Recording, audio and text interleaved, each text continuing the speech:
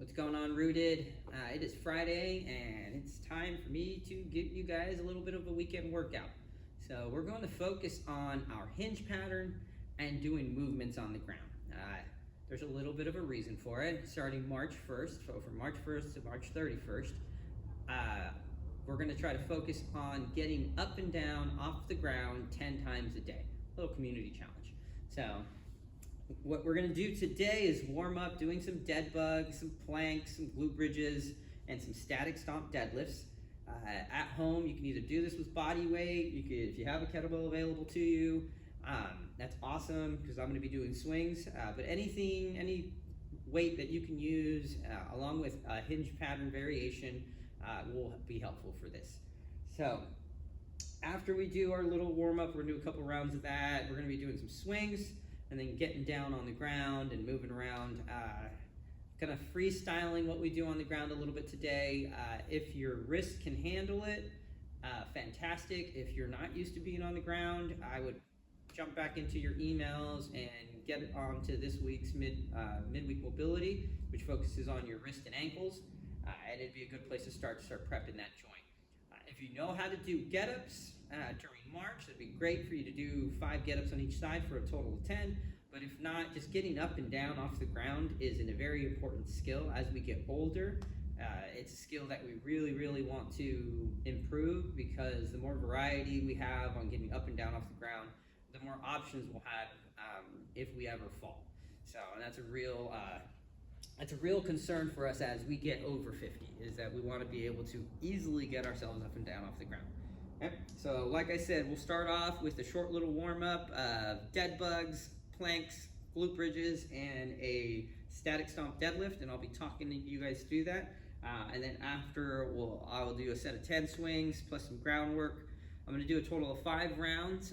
If you would like to do more rounds, you just keep pausing the video or loop it through and work yourself up to anywhere between 100 to 200 swings would be a good training session. So it just depends on how much time and energy you have. Okay, so let's get started. We're gonna do our dead bug first. So I'm gonna get down onto my back.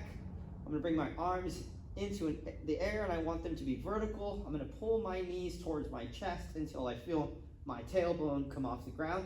I'm only gonna do 3 reps here, but I'm gonna hold my limbs off the ground and take a couple breaths in each position. So I'm gonna bring my left leg down and my right arm. I'm holding them a couple inches off the ground and I'm gonna hold for 2 full breaths. So I'm gonna breathe in, breathe out, breathe in, breathe out, and then come back up.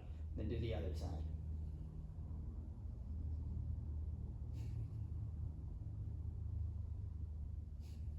Now, you'll notice that as I lower my arm and leg, the other arm and leg should not change position very much. And that's the hard part, is can you freeze your limbs while moving the other ones?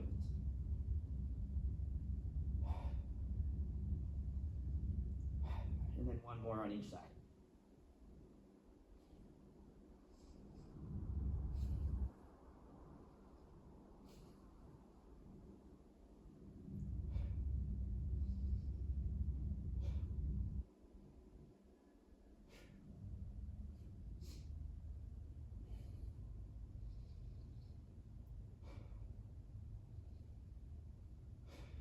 I think I did 2, but let's balance it out. Why the hell not?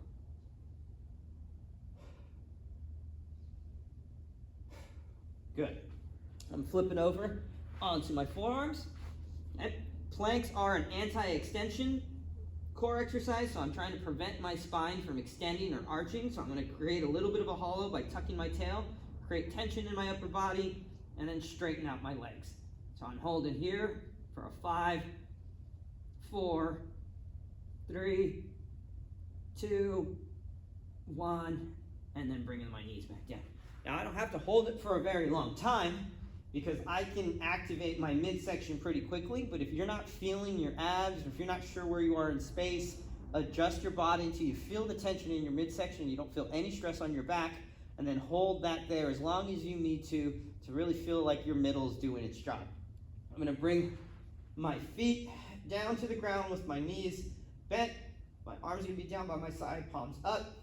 I'm gonna create tension in my midsection, I'm gonna squeeze my butt, and I'm gonna lift my hips, not all the way up as high as I can, but until I feel my glutes and my abs working equally as hard. And I'm gonna hold that for 3, 2, 1, and then come back down.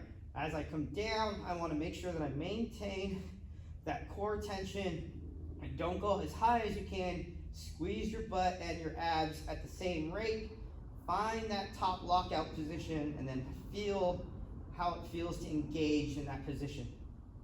Good, I'm gonna do one more. And I'm gonna squeeze, lift, lock in, get tight.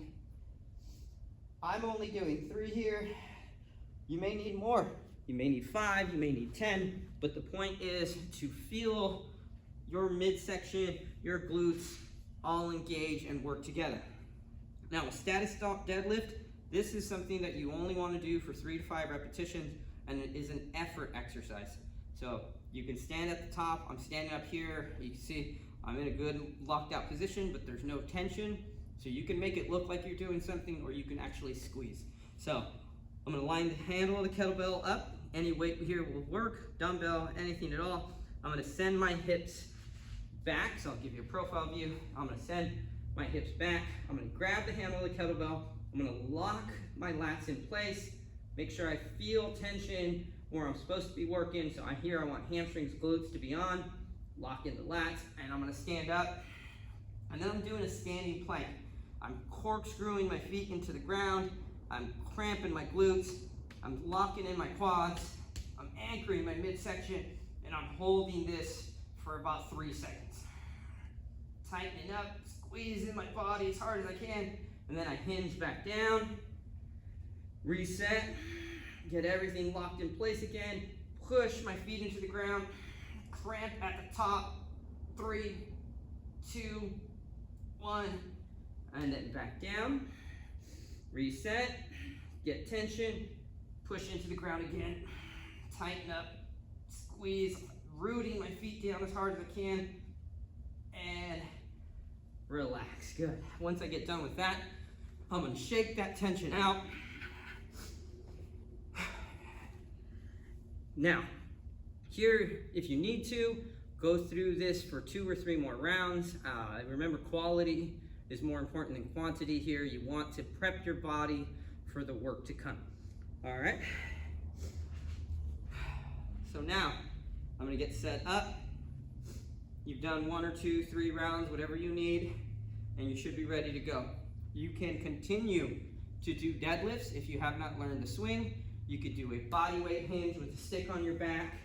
Anything that's going to help you get better at hinging is the right exercise. And then we're going to move over to the ground and do a bunch of weird shit. All right? So I'm going to set up, get into a good position, good hip hinge, tilt the belt towards me, set my lats. I'm going to do 10 swings. 3, 2, 1, and go.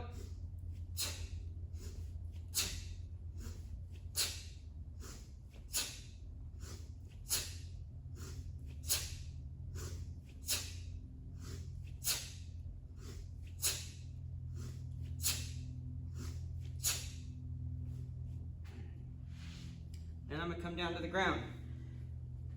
I'm going to do rocks on this first one. My head is up, or my eyes are forward and my head is up. I'm going to rock about 5 times with my knees on the ground and my toes pulled under. Okay. Then I'm going to rock another 5 times with my feet pointed. Then I'm going to pull my toes underneath, and I'm going to do some elevated rocks and pick my knees up off the ground, and I'm rocking back and forth.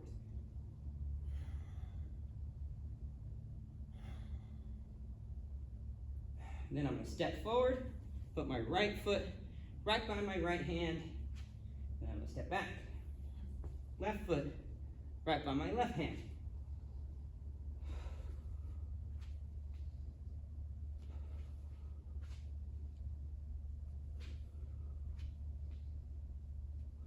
And then I'm going to stand myself up. Just 1 round. I got 4 more to go. Set myself up again. Lock my feet, get into a good hip hinge, lock my lats in place, 10 more swings. 3, 2, 1, and go.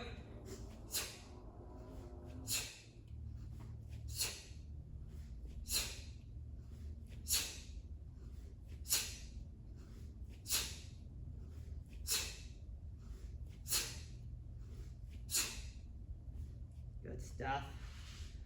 Back down to the ground. This time, I'm gonna do some body bridges. So I'm gonna put my hips down on the ground. I'm gonna have my knees bent, my feet flat, and out in front of my knees. I'm gonna lean back, place my hands on the ground. I'm gonna keep my right hand on the ground. My left hand, I'm gonna bend, kind of put it right here in the crease of my left hip. I'm gonna push the 3 points that are on the ground down hard, create a lot of tension, and then I'm gonna reach up with my left hand. I'm gonna come back down, do it again. I want my shoulders to rotate, but I'm doing my best to keep my hips pointing up at the ceiling. If this is challenging for you, you just hold yourself here and create tension and push into the ground. That's gonna help open up your shoulders, create some extension through your mid-back. Generally, it feels pretty good. Now I'm gonna do the other side. Reach up, come down. Reach up, come down. One more. Reach up, come down. Good. And then we work back up onto our feet. Round 3. Set up. Get into a good spot. Lock the hips in place. Get your lats set up. 3, 2, 1, and go.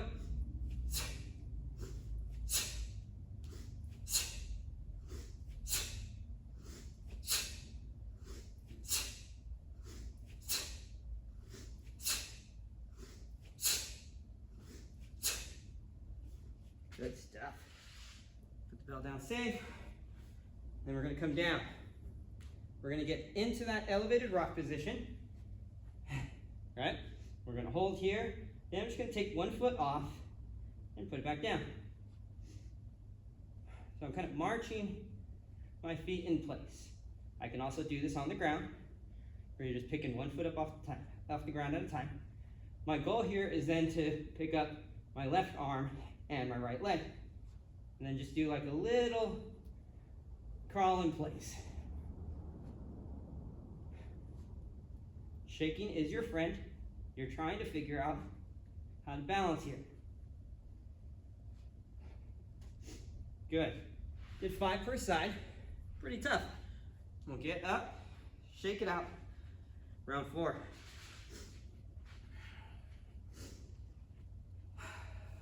All right, setting up my hinge. Tilt my bell, lock my lats in, make sure I feel what I want to feel, and go.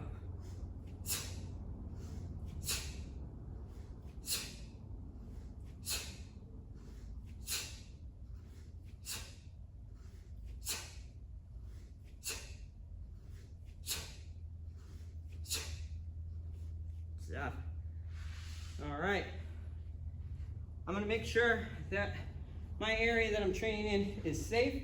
There's nothing behind me. I'm gonna do some rocking chair rolls.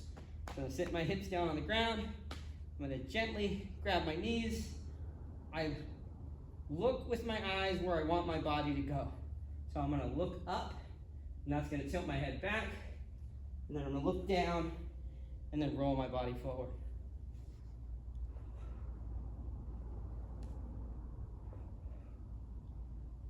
If you find yourself plopping or impacting the ground tough, hard, it's not gonna feel good. Make sure that you round your spine. Okay? So a little bit of spine rounding, and that will keep you moving fluidly through that roll. Okay? If you are deadlifting a lot of weight, I don't suggest doing the egg roll.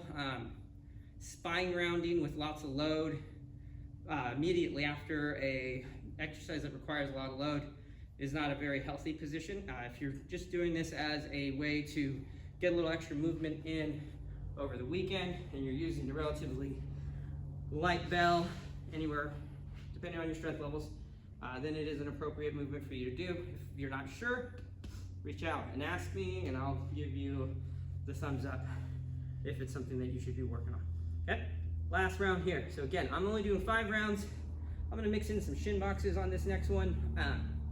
If you want to continue going, you would just continue this little exploration of swing, hinge, any type of hinge pattern, getting down on the ground, moving around a little bit, standing back up, and then just repeat it. Like I said, anywhere between 100 and 200 swings with some ground-based movements. You can hear from my voice, it's gonna generate a pretty significant amount of stress in a good way onto the body. All right, last 10 for me. Set up my hinge, lock in my lats. I want each set to get better, or I want at least each set to feel consistent. So I want to set up consistently and make sure my body is where I want it to be. Lock my lats in, 3, 2, 1, and go.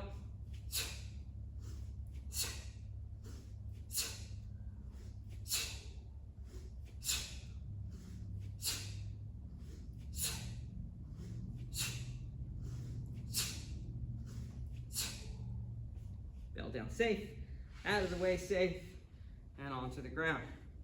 Shin boxes for this last round. So I'm gonna sit back, put my hands behind me. I'm gonna take my right knee, place it on the ground so the outside of my right leg's on the ground. Then I'll take the inside of my left knee, and I'm gonna place it down right by my foot. Here's my shin box. I'm just gonna flip from one side to the other. I wanna try to keep my feet in the same spot, and I wanna move my hips. After a couple, I'm going to pause, use my glutes, and come up onto my knees, and then go the other way. This may not be the most friendly position for your knees. Make sure the surface you're on is comfortable, but also make sure your ankles are working in a good way here. Your shin bone is going to have to internally and externally rotate depending on what position you're in. So if it's not comfortable, reach out to me and we can work on it.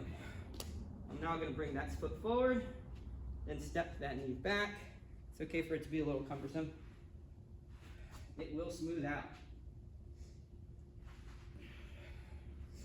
I also, without thinking, went from using my hands to not using my hands. That's okay too. You want to feel in control, which is the most important thing.